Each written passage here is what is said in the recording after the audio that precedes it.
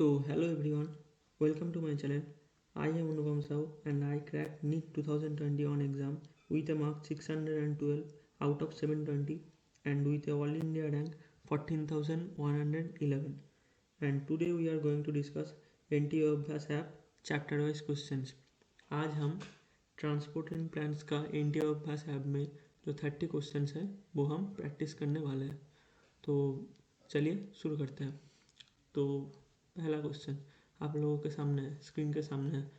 तो पहला क्वेश्चन है, during the rainy season doors of wood generally swell due to. Option है osmosis, imbibition, hydrophobic nature of imbibate and both B and C. तो इसका answer होगा, बहुत ही इजी क्वेश्चन है, इसका आंसर होगा इम्बाइबेशन. तो व्हाट इज इम्बाइबेशन? इम्बाइबेशन मतलब एक फिनोमेनन है. इम्बाइबेशन एक्चुअली आप केमिस्ट्री में जो पढ़ते हैं एडजॉर्प्शन, इम्बाइबेशन एडजॉर्प्शन ही है. मतलब इम्बाइबेशन का अगर डेफिनेशन अगर आप देखोगे तो उसमें आप देखोगे वो है imbibition is the adsorption of water on the solid surface without forming a solution. तो ये बहुत ही इजी क्वेश्चन था. तो नेक्स्ट क्वेश्चन, पहला क्वेश्चन का आंसर हुआ imbibition. Next question, in apoplast pathway water moves exclusively through the plasmodesmata, cell walls, intercellular spaces and both B and C. तो इस क्वेश्चन को सॉल्व करने से पहले आपको ये जानना ज़रूरी है कि एपोप्लास्ट पाथवे में क्या होता है और सिम्प्लास्ट पाथवे में क्या होता है. तो एपोप्लास्ट पाथ में water, cell walls and intercellular spaces दोनों से ही मूव करते हैं, लेकिन सेल मेम्ब्रेन से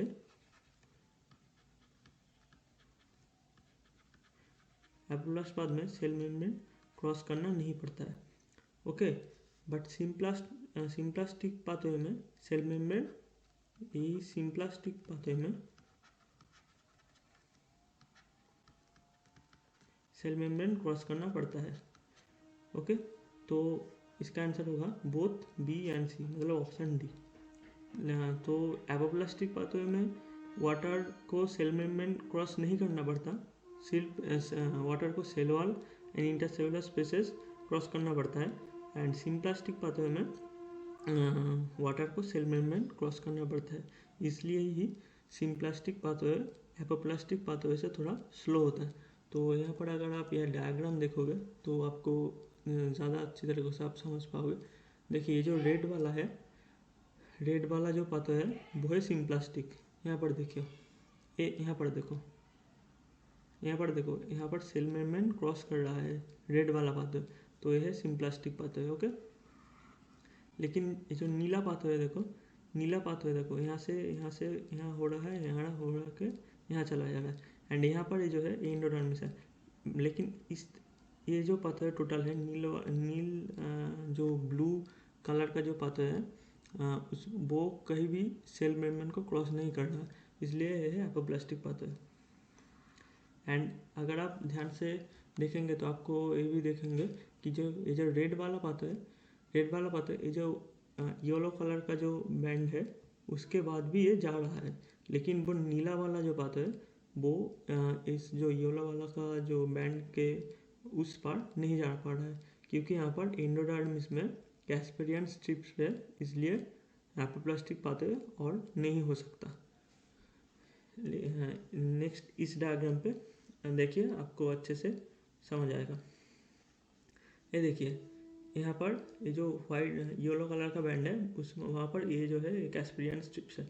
ये देखिए कैस्पेरियन स्ट्रिप, इसको वाटर मतलब एपोप्लास्टिक पाथवे, ये देखो एपोप्लास्टिक पाथवे यहाँ से शुरू हो रहा है, यहाँ से जाके यहाँ से होके ऐसे जा रहा है, जाते जाते यहाँ पर जाके एपोप्लास्टिक पाथवे रुक जा रहा है, क्योंकि यहाँ पर देखो वो सेल मेम्ब्रेन क्रॉस नहीं कर रहा. लेकिन ये जो पाथवे है, अगर मैं इस तरफ से जाऊँ तो ये सिम्प्लास्टिक हो गया, क्योंकि ये तो सेल मेम्ब्रेन है, सेल मेम्ब्रेन को ये क्रॉस कर रहा है.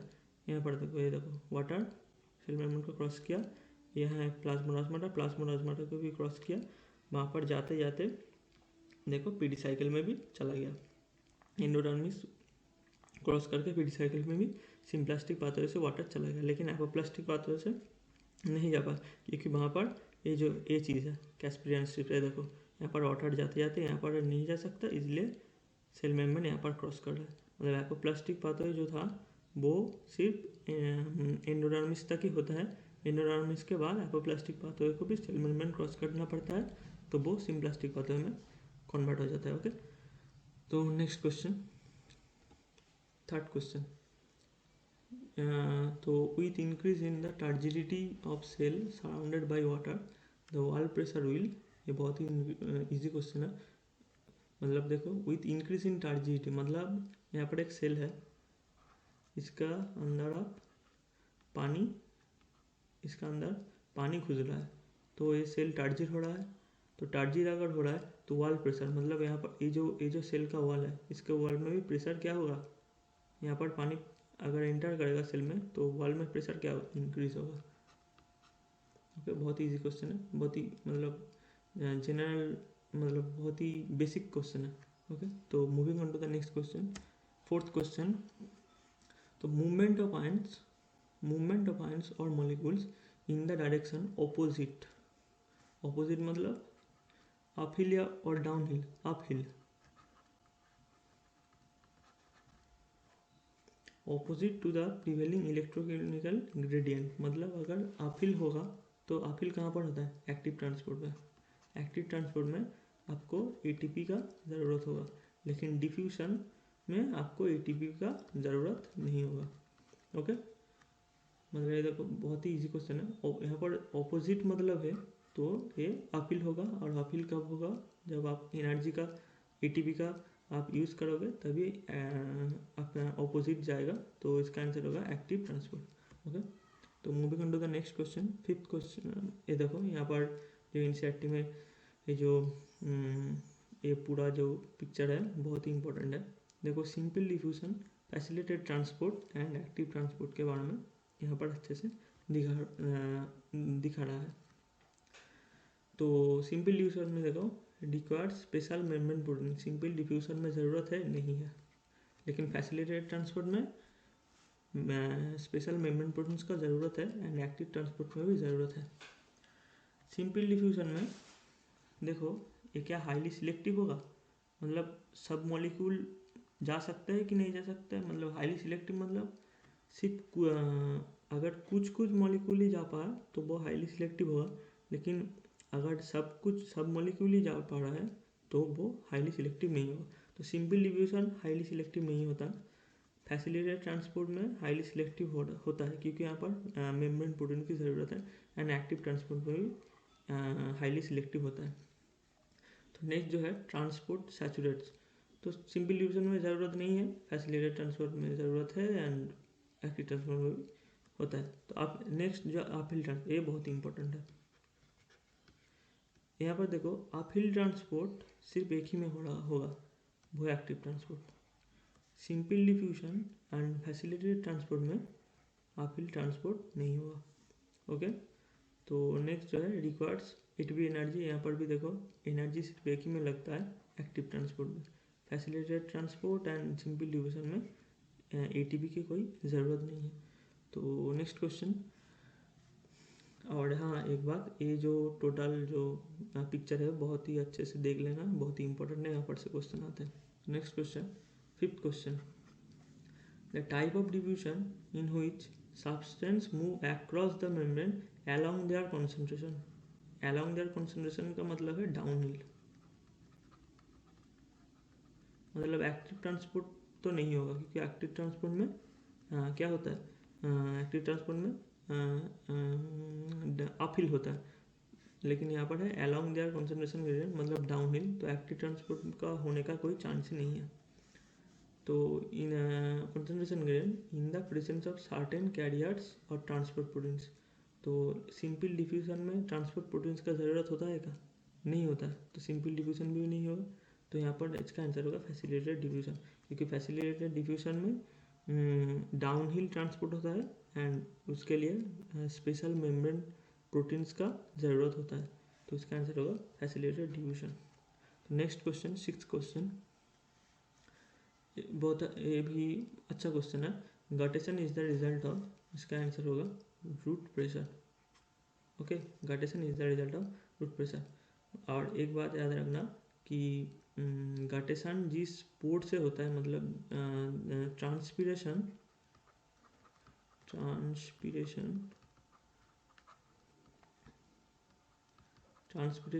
स्टोमाटा के मदद से होता है। एंड जो गटेशन होता है, गटेशन जिस पोर्ट के माध्यम से होता है उसका नाम है hydathode.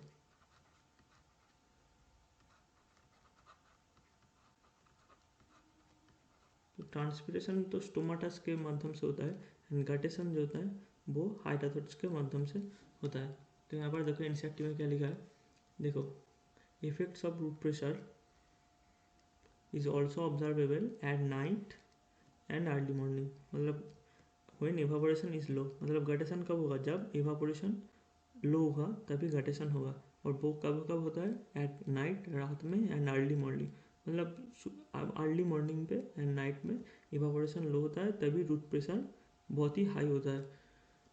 And excess water collects in the form of droplets around special openings. ये जो special openings of veins near the tip of grass blades and leaves of many herbaceous parts. जो स्पेशल ओपनिंग्स का मैंने नाम ही अभी बताया कि hydathode, ये याद रखना। तो सच water loss in its liquid phase is called guttation. Okay, तो गटेशन का वजह क्या है, वो है रूट प्रेशर। बहुत ही इंपॉर्टेंट है ये क्वेश्चन, बहुत ही important. Guttation is the result of root pressure. Okay, तो ये जो है ये एनसीईआरटी में है, ये जो पूरा पैराग्राफ मैंने एनसीईआरटी से ही लिया है। तो कब यहाँ पर से थोड़ा याद रखना, कब कब रूट प्रेशर कब, यहाँ पर 2-3 क्वेश्चन आ सकता है कि रूट प्रेशर कब हाई होता है, जब इवापोरेशन लो होता है। कब होता है, नाइट में एंड अर्ली मॉर्निंग पे इवापोरेशन लो होता है। ओके, एंड गटेशन जो पोर्ट्स से होता है उसका नाम है हाइडाथोड। ओके, तो नेक्स्ट क्वेश्चन जो है 7 number question, transport of water through xylem is. देखो transport of water through xylem is, transport of water through xylem होता है, पैसिव होता है। एंड पैसिव मतलब पैसिव होता है एंड उसके लिए कोई एनर्जी का ज़रूरत नहीं होता है। तो कौन सा ऑप्शन में है देखते हैं। एक्टिव तो पहले ही नहीं होगा, एक्टिव रिक्वायरिंग एनर्जी, ये तो एक्टिव तो नहीं होगा, तो एक्टिव तो हटा ही दो। बी नंबर ऑप्शन को देखते हैं, passive requiring no energy expenditure by plants, तो यही होगा। एंड डी ऑप्शन है पैसिव रिक्वायरिंग एनर्जी ना, मतलब पैसिव होगा तो एनर्जी कहाँ लगेगा, तो ये भी तो बिल्कुल भी नहीं होगा। ओके, तो इसका आंसर होगा बी। अब देखो यहाँ पर इसका कारण क्या है थोड़ा समझ लो, मैं यहाँ पर थोड़ा ड्रॉ करके समझा देता हूँ। यहाँ पर थोड़ा सोच लो, यहाँ पर कुछ सेल्स है, ये जो है वो सेल्स है। ओके, समझ लो कि ये जो है ये मतलब ये पत्तियों का सेल है, एंड ये जो लास्ट वाला है ये है रूट का, ये रूट का सेल है एक। और यहाँ पर है मिट्टी, ये जो यहाँ पर मिट्टी है, और ये है पत्तियों का, ये है लीफ का सेल है। तो यहाँ पर से ट्रांसपिरेशन की वजह से यहाँ पर से वाटर निकल गया, तो यहाँ पर वाटर की कमी हो गई। अगर वाटर की कमी हो गई तो इस सेल का जो डीपीडी है इस सेल का, ये डीपीडी हाई हो गया इस सेल का डीपीडी हाई। एंड ये जो 1 नंबर सेल है, ये 2 नंबर सेल है, सोच लो 1 नंबर सेल का डीपीडी हाई, 2 नंबर सेल का डीपीडी लो, तो क्या होगा, 2 नंबर सेल से 1 नंबर सेल से वाटर जाएगा। तो अब 2 नंबर सेल से 1 नंबर सेल में वाटर चला गया, तो 2 नंबर का सेल में वाटर की कमी हो गई, एंड इसका डीपीडी हाई हो गया। एंड अगर 3 नंबर सेल लगो तो 2 नंबर में डीपीडी हाई, 3 नंबर में डीपीडी लो होता है। तो ऐसे इसमें इस केस में भी 3 नंबर से 2 नंबर में पानी जाएगा। तो ऐसे करते करते एक चेन क्रिएट हो जाता है, जो चेन क्रिएट होते होते वो रूट में चला जाता है। रूट में अगर ये जो अब इस सेल में देखो रूट में, तो ऐसे करते करते चेन में एक चेन क्रिएट होते होते रूट का जो सेल है, ये जो सेल है, इसमें भी वाटर इसमें से भी वाटर पिछले वाले सेल में चला जाता है। तो ये जो सेल है इसमें भी वाटर की कमी हो गई एंड इस सेल का डीपीडी भी हाई हो गया। तो अब देखो इस सेल का ये जो रूट वाला इस सेल का डीपीडी हाई है, इसको हम 5 से मार्क कर देते हैं।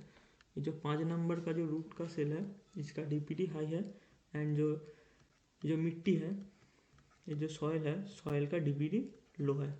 जो सॉइल का डीपीडी लो है एंड जो फिफ्थ जो सेल है इसका डीपीडी हाई है। तो अब क्या होगा, सॉइल से 5th नंबर सेल में वाटर घुसेगा। तो इसमें कहीं पे भी एनर्जी लगा क्या, नहीं लगा ना। तो इसलिए ये लगा, ये जो transport through water through the xylem वो पैसिव होता है, उसको इसमें कोई भी एनर्जी नहीं लगता है। तो इसलिए इसका आंसर बी होगा, पैसिव, एंड इसमें कोई भी एनर्जी नहीं लग रहा। तो एनर्जी तभी लगेगा जब एक्टिव होगा। ओके, तो इसमें यहाँ पर वही मैंने जो आपको समझाया वही लिखा है, तो थोड़ा देख लेते हैं। तो देखिए क्या लिखा है, in the majority of time water is absorb by roots by creating a difference in diffusion pressure deficit, जिसको हम डीपीडी कहते हैं। ओके, देखो यहाँ पर अच्छे तरीके से देखो क्या लिखा है। In the mesophyll leaves water loss causes a decrease in turgor pressure. In the mesophils of leaves water loss क्यों हो रहा है, ट्रांसपिरेशन की वजह से, वाटर लॉस हो रहा है। उसकी वजह से क्या हो रहा है, टर्जर प्रेशर डिक्रीज हो रहा है, decrease in turgor pressure. And to balance this fall of turgor pressure DPD increases, मतलब अगर वाटर लॉस हो रहा है किसी सेल से तो उसका डीपीडी इंक्रीज कर जाएगा। तो यहाँ पर भी मेसोफिल लीव्स का मेसोफिल में वाटर लॉस हो रहा है एंड लीव्स का मेसोफिल में डीपीडी इंक्रीज हो रहा है। तो अब नेक्स्ट देखिए, with higher value of DPD mesophyll picks up water from the surrounding tissue.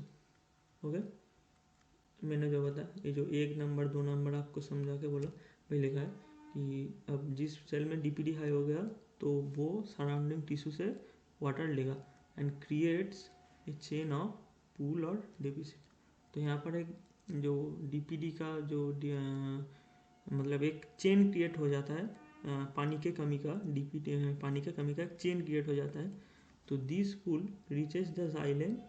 Okay, जो चेन क्रिएट हो रहा है वो जाइलम में जाता है and eventually to the root xylem. And ये जो चेन क्रिएट होते होते जाते जाते चेन जो रूट का जाइलम में भी ये चला जाता है। And this deficiency continues up to the epiblema of the roots. ये जो डेफिशिएंसी जो होते जाते जाते रूट्स के एपिब्लेमा में चला जाता है। And when the DPD of root hairs exceeds DPD of water in the soil, मतलब रूट हेयर का सेल का अगर डीपीडी जब सॉइल का डीपीडी से अगर ज़्यादा हो जाता है तभी क्या होता है, वाटर पैसिवली एंटर्स। देखो पैसिवली लिखा ही है, passively enters to the root hair cells. Okay, मतलब समझाया मैंने आपको। ये जो रूट, मैं अभी यहाँ पर भी समझा देता हूँ। ये जो रूट हेयर का सेल है एंड यहाँ पर मिट्टी है। तो इसमें से तो पानी, इस सेल से तो पानी सराउंडिंग टिश्यू में चला गया एंड इसका डीपीडी हाई हो गया। इसका डीपीडी इस सेल का डीपीडी हाई है एंड जो सॉइल है, सॉइल का डीपीडी लो है। तो अब क्या होगा, इस सॉइल से यहाँ पर पानी एंट्री करेगा, कैसे, passively. Okay, since passive absorption and there is no expenditure of energy in the form of ATP. Okay, and it is a rapid process and active absorption needs to be accomplished with creation and expenditure of energy। मतलब यहाँ पर बोल रहा है active absorption तभी होगा जब उसमें हम एनर्जी का ज़रूरत होगा तो तभी एक्टिव एब्जॉर्प्शन होगा, लेकिन यहाँ पर तो कई बार भी एनर्जी का ज़रूरत नहीं है, ये तो पूरा रैपिड एक प्रोसेस है। ओके, तो इसका जो आंसर होगा तो passively requiring no energy expenditure by the plant. Okay, next question 8 number question. ऐसे ही 30 क्वेश्चन है, अभी 8 नंबर हम चल रहे। With reference to the factors affecting transpiration identify the odd one. Okay, मतलब अब इसमें इस चारों में अगर देखोगे तो ये चारों ही फैक्टर है जो ट्रांसपिरेशन को इफेक्ट करते हैं। ओके, लेकिन यहाँ पर एक लेकिन है, पेन में चेंज कर देता हूँ। लेकिन अगर आप देखोगे तो इसमें देखोगे कि ऑप्शंस पढ़ते हैं पहले, number and distribution of stomata, water status of plants, canopy structure and wide speed. तो इसमें चारों पे अगर आप अच्छे से पढ़ते हैं तो आप देखोगे जो पहला 3 जो ऑप्शन है ये प्लांट का इंटरनल मामला है, मतलब ये जो 3 है ये ट्रांसपिरेशन को इफेक्ट करते हैं लेकिन ये इंटरनल फैक्टर्स है। लेकिन वाइंड स्पीड ये है एक्सटर्नल फैक्टर,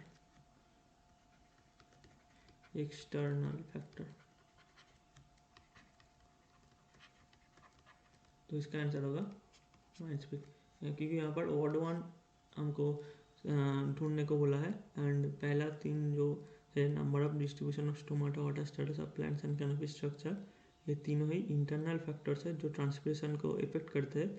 लेकिन जो वाइंड स्पीड है वो एक्सटर्नल फैक्टर है जो ट्रांसपिरेशन को इफेक्ट करता है। तो यहाँ पर देख लीजिए क्या लिखा है एनसीईआरटी में, transpiration is affected by several external factors. External factors क्या है, टेम्परेचर है, लाइट है, ह्यूमिडिटी है, वाइंड स्पीड है, and plant factors that affect transpiration include number and distribution of stomata। ये है इंटरनल, ये इंटरनल फैक्टर्स है। ओके, ये इंटरनल फैक्टर्स है एंड ये जो है ये एक्सटर्नल फैक्टर्स। एक्सटर्नल फैक्टर्स क्या क्या है, टेम्परेचर है, लाइट है, ह्यूमिडिटी है, वाइंड स्पीड है, एक्सटेंड मतलब टेम्परेचर अगर ज़्यादा होगा तो ट्रांसपिरेशन ज़्यादा होगा, तो अगर ह्यूमिडिटी ज़्यादा होगा तो ट्रांसपिरेशन कम होगा, अगर वाइंड स्पीड ज़्यादा होगा तो ट्रांसपिरेशन ज़्यादा होगा। तो ऐसे एक्सटर्नल फैक्टर्स है। एंड इंटरनल फैक्टर्स क्या क्या है, distribution of stomata, percent of opening of stomata, water status of the plant and canopy structure. Okay, तो moving on to the next question, 9th question है। ये थी बहुत ही ईजी है, बहुत ही ईजी है, अभी मैंने आप लोगों को बताया। Facilitated diffusion needs a carrier protein. हाँ, फैसिलिटेटेड डिफ्यूजन में तो कैरियर प्रोटीन का ज़रूरत है, तो आपको तो पहले ही क्वेश्चन सॉल्व हो गया। इज इन, नेक्स्ट भी ऑप्शन को भी देख लेते हैं, इज एन एक्टिव प्रोसेस नहीं, फैसिलिटेटेड डिफ्यूजन में हमारा कहीं पे भी एटीपी का ज़रूरत नहीं होता है, तो एक्टिव नहीं है। नेक्स्ट ऑकर्स एगेंस्ट, एगेंस्ट होता है क्या, नहीं, एगेंस्ट मतलब क्या होता है, अपहिल, लेकिन फैसिलिटेटेड डिफ्यूजन क्या है, downhill, downhill. And needs ATP नहीं, तो इसका आंसर होगा A, needs a carrier protein. Simple diffusion में कैरियर प्रोटीन की ज़रूरत नहीं होती है, लेकिन फैसिलिटेटेड डिफ्यूजन में कैरियर प्रोटीन की ज़रूरत होती है। Okay, next question, the loss of water in the form of water vapour from the aerial parts of plants. ये तो बहुत ही ईजी क्वेश्चन है, मतलब इसका आंसर होगा ट्रांसपिरेशन। ओके, मतलब आप जो लीव्स से जो वाटर जो लॉस होता है उसको हम क्या कहते हैं, ट्रांसपिरेशन कहते हैं, और इसको ये स्टोमाटा के माध्यम से होता है, स्टोमाटा के माध्यम से ट्रांसपिरेशन होता है। Okay, next question, all the following involves osmosis except, इसका आंसर होगा, तो ऑप्शन पढ़ते हैं, water entering from the soil to the root hair, water passing from root hair to the adjacent cells, water movement into the xylem vessel element, and water entering a mesophyll cell from xylem vessel element।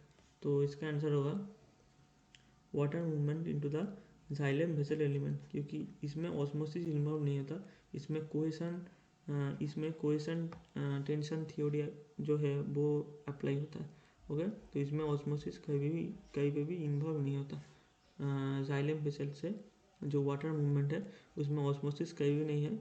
जो कोएशन tension theory है, okay, तो उससे होता है। Next question, plasmolysis is a feature of, तो बहुत easy question है, plant cells. Animal cells में प्लाज्मोलाइसिस नहीं होता, बोथ प्लांट्स एंड एनिमल्स भी नहीं होता, एंड नॉन लिपोकैट्स भी नहीं होता। इसका आंसर होगा plant cells. Next question, refer the given figure for the process it does represent. तो यहाँ पर फिगर मैं थोड़ा जूम कर देता हूँ।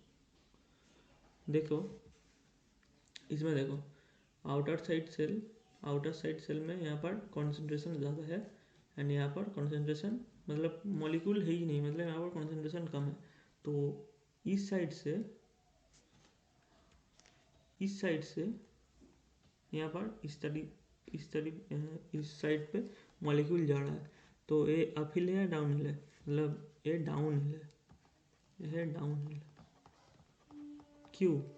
क्योंकि यहाँ पर कॉन्सेंट्रेशन ज़्यादा है एंड इस साइड में कॉन्सेंट्रेशन कम है।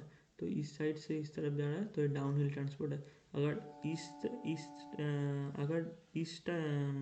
इस साइड से इस साइड में अगर मॉलिक्यूल जाता तो वो अपहिल होता, क्योंकि वो अगेंस्ट द कॉन्सेंट्रेशन होता। लेकिन ये अलोंग द कॉन्सेंट्रेशन है, इसलिए डाउनहिल है। एंड तो एक्टिव ट्रांसपोर्ट तो नहीं होगा। अब देखो, मॉलिक्यूल खुद से जा रहा है कि किसी के माध्यम से जा रहा है। किसी के एक प्रोटीन के जो ट्रांसपोर्ट प्रोटीन है, ट्रांसपोर्ट प्रोटीन इस मॉलिक्यूल को इस तरह भेज रहा है। यहाँ पर देखो, ट्रांसपोर्ट प्रोटीन यहाँ पर इसको पकड़ा एंड ट्रांसपोर्ट प्रोटीन ने यहाँ पर इसको इस साइड में ट्रांसफ़र कर दिया। तो एक प्रोटीन के माध्यम से हो रहा है, तो इसलिए ये फैसिलिटेटेड डिफ्यूजन होगा, क्योंकि सिंपल डिफ्यूजन में ट्रांसपोर्ट प्रोटीन की ज़रूरत नहीं होती। तो next question, ascent of sap is best explained by mass flow, pulsation theory, root pressure and quiescent tension and transpiration pull। तो इसका आंसर यही होगा, क्योंकि ascent of sap का जो ये सभी थियोरी है, लेकिन इस चारों में सबसे बेस्ट थियोरी है जो एप्लीकेबल, जो ascent of sap को जो सबसे अच्छे से एक्सप्लेन कर पाता है, वो है question tension transpiration pull theory. Okay, तो नेक्स्ट क्वेश्चन, ये क्वेश्चन बहुत ही अच्छा है। तो पहले तो ये BC आपको मार्क करना पड़ेगा, समझना पड़ेगा कि ये क्या है। तो पहले तो क्वेश्चन पढ़ते हैं, select the correct statement regarding the level parts A and C, A to C। Okay, अब देखो यहाँ पर ABC क्या है, ये तो पहले आपको समझना पड़ेगा। तो ये देखो, ये एनसीईआरटी में डायग्राम है। तो इस डायग्राम के अनुसार से जो C होता है, C तो सबको समझ आ रहा है कि C है स्टोमाटल एपर्चर। ओके, ये C है स्टोमाटल एपर्चर। B क्या है? B है गार्ड सेल एंड ये है माइक्रोफाइब्रिल्स। माइक्रोफाइब्रिल्स मतलब ये जो लाइंस है, ये है माइक्रोफाइब्रिल्स। मतलब ए जो है ये माइक्रोफाइब्रिल्स, एंड ये जो देखो यहाँ पर माइक्रोफाइब्रिल्स है, ए है ए। एंड ये जो माइक्रोफाइब्रिल्स ये सेलुलोज का बना होता है, ये जो माइक्रोफाइब्रिल्स ये सेलुलोज का बना होता है। एंड ये बी है गार्ड सेल। ओके, तो ऑप्शन बढ़ते हैं। The inner wall of B towards C is thick and elastic.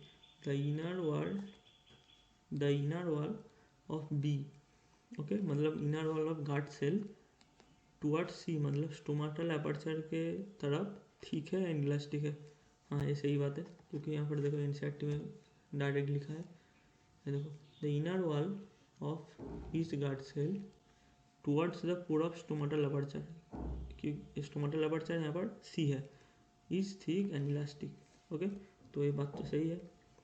Next जो है, the opening and closing of stomata due to change in the turgidity of B. B क्या है? B है guard cell. तो हमको सभी को पता है कि स्टोमाटा क्यों ओपन होता है, गार्ड सेल के टर्जिडिटी के चेंज की वजह से स्टोमाटा ओपन होता है, तो ये भी सही है। नेक्स्ट जो ऑप्शन है, the opening of stomata is aided due to the orientation of A in the cell walls of B. हाँ, ये भी सही है, ये बात भी सही है, क्योंकि ये जो माइक्रोफाइब्रिल्स है, ये माइक्रोफाइब्रिल्स जब स्टोमाटा ओपन होता है तो ये रेडियली अरेंज होता है, अरेंज हो जाता है ताकि स्टोमाटा को खोलने में मदद हो। ओके, यहाँ पर माइक्रोफाइब्रिल्स जो है वो रेडियली अरेंज होता है। यहाँ ये भी याद रखना, यहाँ पर से भी क्वेश्चन रेडियली अरेंज होता है, लॉन्गिट्यूडिनली नहीं। यहाँ पर देखो, यहाँ पर एनसीईआरटी में साफ साफ लिखा है, कहाँ गया, ये देखो, cellulose microfibrils are orientated radially rather than longitudinally making it easier for the stomata to open। मतलब जो सेलुलोज जो माइक्रोफाइब्रिल्स है, जब स्टोमाटा ओपन होता है तो वो रेडियली अरेंज होता है, रेडियली ओरिएंटेड होता है, लॉन्गिट्यूडिनली अरेंज नहीं होता, बिकॉज अगर लॉन्गिट्यूडिनली अरेंज होगा सेलुलोज माइक्रोफाइब्रिल्स तो स्टोमाटा को जो खोलने में वो प्रॉब्लम होगा, तो इसलिए वो रेडियली अरेंज हो जाता है। तो यह बात भी सही है कि opening of stomata is aided, मतलब अच्छा होता है स्टोमाटा अगर जो ये माइक्रोफाइब्रिल्स वो रेडियली अरेंज हो जाता है बी पर, मतलब गार्ड सेल पर।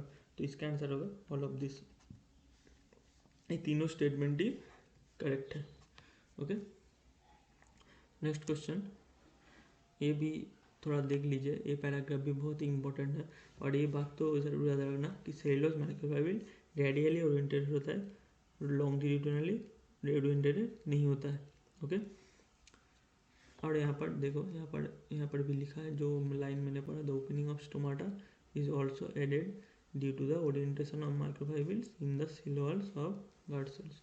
Okay, next question, when a cell is plasmolysed it becomes, plasmolysed मतलब ये सेल है, सेल से पानी निकल रहा है तभी प्लाज्मोलाइज्ड होगा। तो when a cell is plasmolysed it becomes turgid. अगर पानी निकल रहा है तो टार्जिड तो नहीं होगा, टार्जिड तो नहीं होगा, तो अगर सेल निकल रहा है तो वो फ्लैसिड ही होगा। ओके, तो फ्लैसिड दोनों में है। अब देखो, अगर सेल से पानी निकल रहा है तो उसका जो डीपीडी है उसको हाई होना होगा, पानी निकल रहा है, पानी का कमी हो रहा है तो डीपीडी हाई होगा, लेकिन यहाँ पर लिखा है डीपीडी बिकम्स 0, तो ये तो नहीं होगा, क्योंकि डीपीडी तो हाई होना चाहिए, अगर पानी निकल रहा है तो डीपीडी हाई होगा, तो इसका आंसर होगा, तो डीपीडी बिकम्स 0, ये तो गलत है, तो इसका आंसर होगा ये flaccid and it's TP becomes 0। TP मतलब टार्जर प्रेशर, तो अगर पानी निकल ही जा रहा है तो टार्जर प्रेशर क्रिएट कहाँ से होगा, तो इसका लिए इसका आंसर होगा टीपी, टार्जर प्रेशर 0 हो रहा है, 0 हो जाता है, तो इसका आंसर होगा ये। तो next question, which of the following statements is wrong. तो पढ़ते हैं, वाटर पोटेंशियल इज द, अच्छा यहाँ पर रॉन्ग है। Okay, water potential is the chemical potential of the water, तो वो तो सही है, वाटर पोटेंशियल तो केमिकल, वाटर का केमिकल पोटेंशियल ही होता है। Next, solute potential is always negative, हाँ ये बात भी सही है, सॉल्यूट पोटेंशियल नेगेटिव होता है एंड प्रेशर पोटेंशियल पॉजिटिव होता है। Okay, next, pressure potential is 0 in a flaccid cell, ये बात भी सही है, pressure potential in a flaccid cell 0 होता है। टार्जिड सेल, यहाँ पर टार्जिड सेल में प्रेशर पोटेंशियल को होता है, लेकिन फ्लैसिड सेल में प्रेशर पोटेंशियल 0 होता है। ओके, तो द लास्ट स्टेटमेंट पढ़ते हैं, the water potential equal solute potential in a fully turgid cell. Turgid cell में वाटर पोटेंशियल क्या सिर्फ सॉल्यूट पोटेंशियल का इक्वल होता है? नहीं, यहाँ पर टार्जिड सेल में वाटर पोटेंशियल का काउंट करने में अगर साई पी फॉर टार्जिड सेल में सॉरी यहाँ पर गलत लिखा, साई डब्ल्यू अगर लिखता हूँ तो वो होगा साई एस, मतलब solute potential plus psi P. एक टारगेट सेल में प्रेशर पोटेंशियल को काउंट करना पड़ेगा, क्योंकि टारगेट सेल में प्रेशर पोटेंशियल ज़ीरो नहीं होता है, लेकिन फ्लैसिड सेल में ये जो प्रेशर पोटेंशियल वो ज़ीरो हो जाता है। इसलिए फ्लैसिड सेल के लिए ये जो इक्वेशन होता है psi W equals to psi S हो जाता है, क्योंकि यहाँ पर प्रेशर पोटेंशियल ज़ीरो होता है, लेकिन टारगेट सेल में प्रेशर पोटेंशियल ज़ीरो नहीं होता। तो यही स्टेटमेंट रॉन्ग है। ओके, तो एक्चुअली आंसर यही है, क्योंकि ये रॉन्ग है। एंड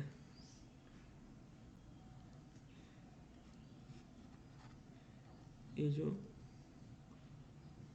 तीनों ऑप्शन है, तीनों ऑप्शन एक्चुअली करेक्ट है, लेकिन हमको रॉन्ग को मार्क करना पड़ेगा, इसलिए इसका आंसर होगा ऑप्शन डी। ओके, तो next question, when transport proteins simultaneously move two molecules, यहाँ पर ध्यान देना, टू मॉलिक्यूल्स लिखा है, across a membrane in the same direction।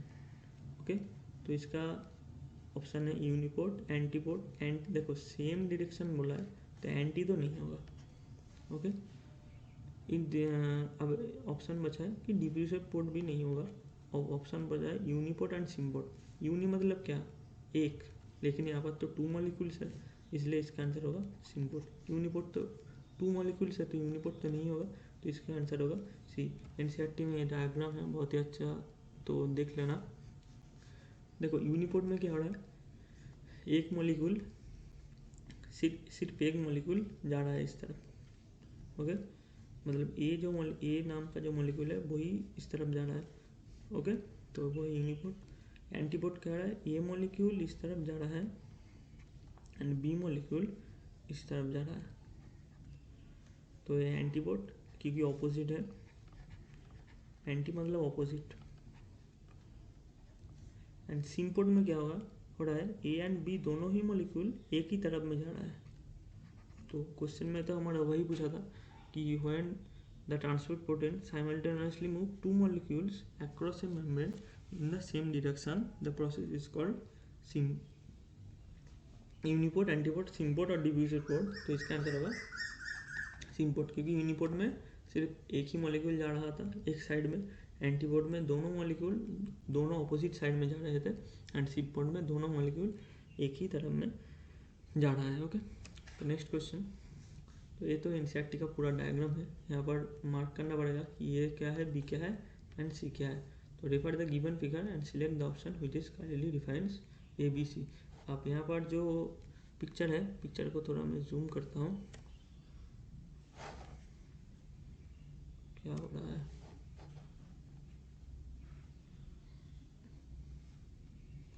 Sorry कुछ प्रॉब्लम हो रहा है, चलो यहाँ पर मैं समझा देता हूँ। जूम तो यहाँ पर अभी कुछ नहीं हो रहा है, कुछ प्रॉब्लम हो रहा है। तो यहाँ देखो सी क्या है, सी अच्छे से देखो, ये जो सेल है इसको इंडिकेट कर रहा है, ये जो पोर्ट है उसको नहीं। मैं यहाँ पर इरेज कर देता हूँ, अच्छे से देखो सी क्या है, सी जो सेल है उसको इंडिकेट कर रहा है। ओके, तो सी स्टोमाटल पोर्ट नहीं होगा, सी होगा गार्ड सेल। ओके, एंड ए होगा जाइलम एंड बी होगा फ्लोएम, तो इसका आंसर होगा डी। यहाँ पर देखो एनसीईआरटी का डायग्राम है पूरा, देखो ए जाइलम है, बी ए है, बी है फ्लोएम, एंड ये जो यही आपको मैं बता रहा था, ये सी दिया है। सी देखो इसका जो लाइन है ये जो सेल का है इस सेल तक है, मतलब ये सेल को इंडिकेट कर रहा है, तो ये गार्ड सेल होगा, स्टोमाटल पोर्ट नहीं होगा इस डायग्राम में। ये जो दोनों अब लाइन देख रहे हैं ये स्टोमाटल पोर्ट होता है, जो पोर्ट है, लेकिन ये सी वाला जो है वो पोर्ट को इंडिकेट नहीं कर रहा है, तो इसका आंसर गार्ड सेल होगा, स्टोमाटल पोर्ट नहीं होगा, तो इसका आंसर होगा डी। ये है जाइलम, बी है फ्लोएम एंड सी है गार्ड सेल। ओके, तो नेक्स्ट क्वेश्चन, ये भी इजी क्वेश्चन है, मैच द कॉलम। ओके, तो hypotonic, hypertonic, isotonic. Okay, isotonic अगर होता है तो फ्लो ऑफ वाटर होता है क्या, नहीं होता है। तो आइसोटोनिक में तो no net flow of water, तो इसका आंसर तो सी होगा, मतलब सी का एक होगा, सी का एक दोनों में है, तो ये दोनों तो ऑप्शन गया, ए या बी में से कोई एक आंसर होगा। तो देखो अब हाइपोटोनिक में क्या होगा, हाइपोटोनिक में मतलब ये एक सेल है, हाइपोटोनिक सॉल्यूशन मतलब ये अगर एक मिनट, एक ये है, ये अगर सेल है एंड ये अगर हाइपोटोनिक सॉल्यूशन है, ये हाइपोटोनिक सॉल्यूशन है, मतलब सॉल्यूशन का कॉन्सेंट्रेशन कम है, सेल का इंटरसेल्युलर जो मटेरियल है उसका कॉन्सेंट्रेशन ज़्यादा है। ओके, तो ऑस्मोसिस के कारण क्या होगा, वाटर जहाँ पर कॉन्सेंट्रेशन ज़्यादा है उस वहाँ पर जाएगा। तो अगर हाइपोटोनिक सॉल्यूशन मतलब सॉल्यूशन का कॉन्सेंट्रेशन कम है, तो वाटर एंड सेल का इंटरसेल्युलर मटेरियल का कॉन्सेंट्रेशन ज़्यादा है, तो ऑस्मोसिस के कारण में water from lower concentration to higher concentration जाएगा। ओके, तो वाटर यहाँ से सॉल्यूशन वाटर जो सेल के अंदर घुसेगा। ओके, तो इसका आंसर होगा हाइपोटोनिक में water moves into the cell होता है, तो ए का 2 होगा, तो इसका आंसर ए होगा। नेक्स्ट क्वेश्चन, ये तो हमने अभी कुछ देर पहले ही किया, सिंपल डिवीजन हाईली सिलेक्टिव होता है क्या, नहीं, no, simple division highly selective नहीं होता, लेकिन एक्टिव ट्रांसपोर्ट होता है। तो पहले तो नो बी तो नहीं होगा क्योंकि ये नो हो, तो नहीं क्योंकि ये नो होगा, तो सी देखते हैं, अपील ट्रांसपोर्ट, फैसिलिटेटेड ट्रांसपोर्ट में अपील ट्रांसपोर्ट होता है क्या, नहीं, डाउन हिल होता है, तो इसमें भी नो होगा। एंड डी क्या है, रिक्वायर्ड एटीपी, फैसिलिटेटेड ट्रांसपोर्ट में एटीपी का ज़रूरत होता है, नहीं, तो आंसर होगा no yes no no, no no yes no no, तो इसका आंसर होगा ए। ओके, ये जो हमने कुछ देर पहले ही किया था, ये जो पहले ही था, एकदम एकदम पहले ही था, ये जो हमने टोटल टेबल किया था उस वही है। ओके, नेक्स्ट क्वेश्चन, ये भी तो बहुत ही आसान क्वेश्चन है, हमने अभी भी किया, क्योंकि वाटर पोटेंशियल का इक्वेशन लिखना पड़ेगा। ओके, तो इक्वेशन होता है साई डब्ल्यू मतलब water potential equals to psi S solute potential plus psi P pressure potential, तो इसका आंसर होगा option B. Okay, psi S minus नहीं होता, प्लस होता है। ओके, तो इसका आंसर होगा ऑप्शन बी। ये तो बहुत ही इजी क्वेश्चन था। Moving to the next question, the water potential and osmotic potential of pure water, osmotic potential मतलब सॉल्यूट पोटेंशियल होता है। ओके, तो प्योर वाटर का वाटर पोटेंशियल 0 होता है, 100 तो नहीं होगा, एंड प्योर वाटर का सॉल्यूट पोटेंशियल में 0 ही होता है। ओके, प्योर वाटर में कुछ भी मतलब सॉल्यूट नहीं होता है, इसलिए इसका सॉल्यूट पोटेंशियल 0 होता है। ओके, तो प्योर वाटर का वाटर पोटेंशियल भी 0 एंड सॉल्यूट पोटेंशियल भी 0, एंड ऑस्मोटिक पोटेंशियल जो है, ऑस्मोटिक पोटेंशियल सॉल्यूट पोटेंशियल के भी दूसरा एक नाम है। ओके, नेक्स्ट क्वेश्चन, ये भी इजी था, if some solute, okay, if some solute is dissolved in pure water, its water potential। Okay, तो एक मिनट इसमें कुछ बता देता हूँ। ये जो इक्वेशन है psi W equals to psi S plus psi B, यहाँ पर सॉल्यूट पोटेंशियल ऑलवेज नेगेटिव होता है, always negative, and pressure potential positive होता है। तो प्योर वाटर का वाटर पोटेंशियल तो यहाँ पर कुछ सॉल्यूट है ही नहीं, तो उसका 0 ही होता है, लेकिन अगर कुछ सॉल्यूट आ जाता है तो उसका जो वाटर पोटेंशियल वो नेगेटिव हो जाता है। तो यहाँ पर देखो, ये क्वेश्चन ही वही है, if some solute is dissolve in pure water, its water potential क्या हुआ, वाटर पोटेंशियल तो नेगेटिव हो रहा है, तो अगर कुछ सॉल्यूट आ जाए तो उसका वाटर पोटेंशियल डिक्रीज हो जाएगा। ओके, क्योंकि वो नेगेटिव है, तो इसका आंसर होगा डिक्रीज, क्योंकि इसका आंसर डिक्रीज क्यों होगा, क्योंकि सॉल्यूट पोटेंशियल ऑलवेज नेगेटिव होता है। Okay, next question, A botanist discovered A mutant plant that was unable to produce materials that from Caspian stream the plant would be. Okay option क्या क्या है, unable to transport water or solutes to the leaves, unable to use its sugar as a sugar sink, ये तो नहीं होगा, देख के ही लग रहा है, क्योंकि इससे कैस्पियन स्ट्रिप का कोई भी संबंध नहीं है. able to exert greater root pressure than normal plant and unable to control amounts of water and solutes it absorbs. तो एक बार और पढ़ते हैं, unable to transport water और solutes to the leaves, ये भी नहीं होगा, क्योंकि इससे कैस्पियन स्ट्रिप का कोई संबंध नहीं है.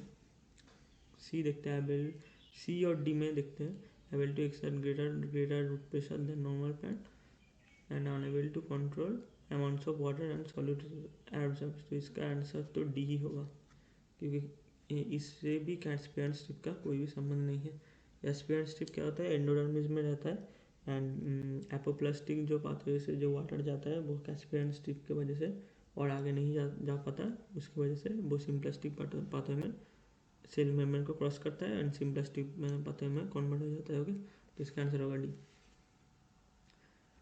Next question, choose the correct option from the correct option. Okay, तो which of the following are prerequisite for imbibition. Imbibition के लिए क्या क्या ज़रूरत है, presence of mucilage in the adsorbent. तो म्यूसिलेज ही होगा, इस तो ज़रूरत नहीं है, तो ये तो नहीं होगा. तो यहाँ पर ए ऑप्शन है, तो डी ऑप्शन नहीं होगा. यहाँ पर भी ऑप्शन है, ये ऑप्शन भी नहीं होगा. तो इसमें देख रहा है कि बी ऑप्शन तो होगा ही, कि the affinity between absorbent and the liquid. हाँ, ये तो सही है, ये तो ज़रूरत है.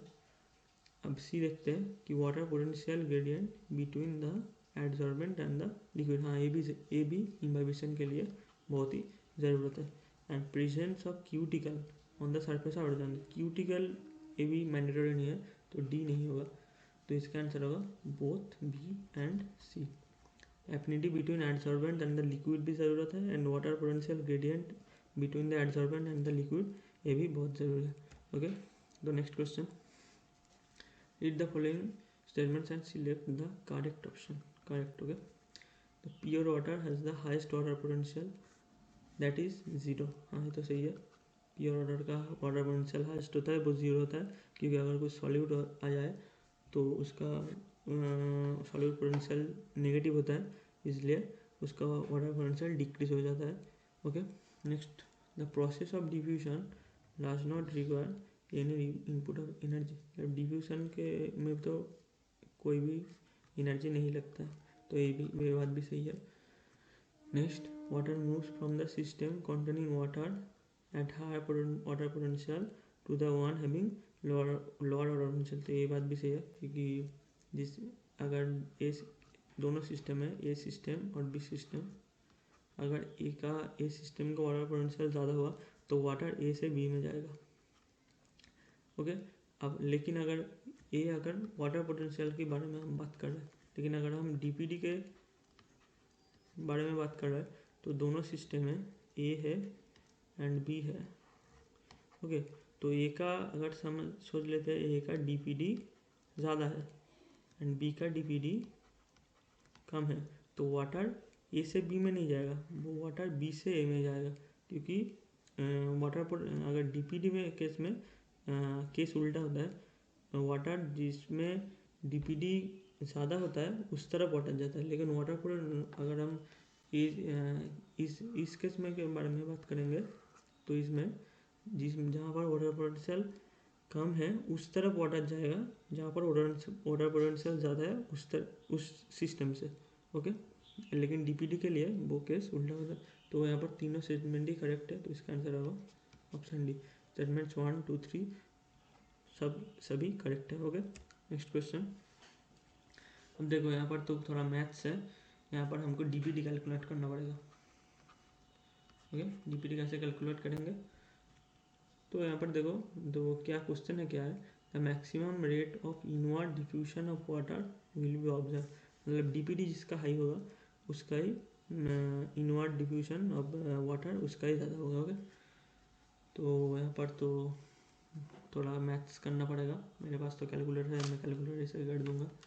ओके, तो पहले पहले ए केस में डीपीडी का कितना आता है। डीपीडी कैसे निकाल सकते हैं आप, जो जिसका कॉन्सेंट्रेशन जिसका ज़्यादा है उससे कॉन्सेंट्रेशन जो कम कॉन्सेंट्रेशन है उसको माइनस करना पड़ेगा। तो पहले जो एक ए सिस्टम का डीपीडी आ रहा है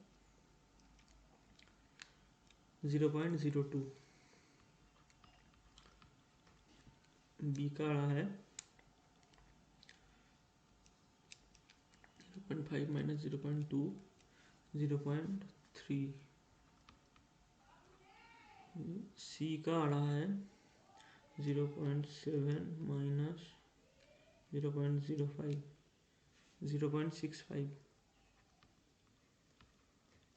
एंड जो डी का आ रहा है 0.6 माइनस 0.03 0.57।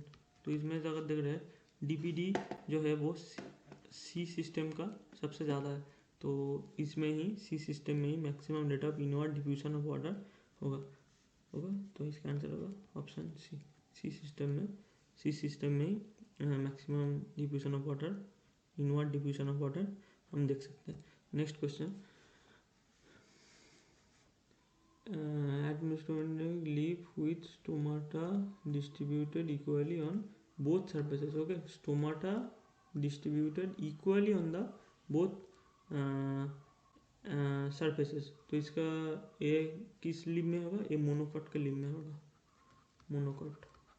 तो इस मोनोकॉट का लिप का हम क्या कहते हैं, आइसोबाइलेटरल लिप। डॉर्सिवेंट्रल लिप किसका होता है, वो होता है डाइकॉट्स के लिप को हम डॉर्सिवेंट्रल लिप्स कहते हैं, क्योंकि डॉर्सिवेंट्रल लिप में जो दोनों साइड में ही इक्वली स्टोमाटा नहीं होता। ऊपर का जो सरफेस है लिप का उसमें स्टोमाटा कम होता है, एंड नीचे का जो सरफेस है उसमें स्टोमाटा ज़्यादा होता है। लेकिन आइसोबाइलेटरल लिप में ऊपर दोनों साइड में ही सेम स्टोमाटा इक्वली डिस्ट्रीब्यूटेड होता है। तो वो मोनोकॉट लिप्स में होता है, तो इसका आंसर होगा आइसोबाइलेटरल लिप। तो एंड आज का last question, the transpiration driven ascent of xylem SAP depends mainly upon which property of water. तो यहाँ पर तो कोएशन में भी डिपेंड करता है, एडिशन में भी डिपेंड करता है, एंड सरफेस टेंशन में भी डिपेंड करता है। तो इसका आंसर होगा ऑल ऑफ दिस।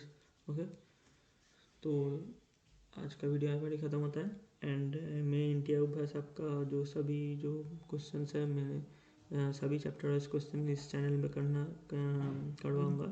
तो मेरे चैनल को सब्सक्राइब कर दीजिए, एंड वीडियो अच्छा लगा तो लाइक शेयर एंड कमेंट कर दीजिए। तो thank you very much for watching my video. Thank you.